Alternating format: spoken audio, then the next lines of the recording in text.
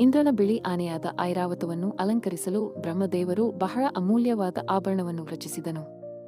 ಇದನ್ನು ಮೊದಲ ನೆಟ್ಟಿಪಟ್ಟಂ ಎಂದು ಕರೆಯಲಾಗುತ್ತದೆ. ನೆಟ್ಟಿಪಟ್ಟಂ ಎಲ್ಲಾ ಪ್ರಮುಖ ಪ್ರಬಲ ಹಿಂದೂ ದೇವರುಗಳನ್ನು ಪ್ರತಿನಿಧಿಸುತ್ತದೆ.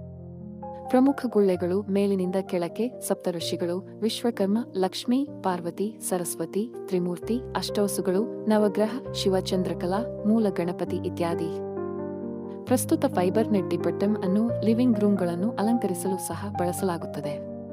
ಇದು ಧನಾತ್ಮಕ ಶಕ್ತಿಯನ್ನು ಸೃಷ್ಟಿಸುತ್ತದೆ. ಇದು ಇಡೀ ಕುಟುಂಬಕ್ಕೆ ಅದೃಷ್ಟ ಎಂದು ನಂಬಲಾಗಿದೆ. ನೆಟ್ಟಿಪಟ್ಟಂ ವಿವಿಧ ಗಾತ್ರಗಳಲ್ಲಿ ಸಮಂಜಸವಾದ ಬೆಲೆಯಲ್ಲಿ ಲಭ್ಯವಿದೆ.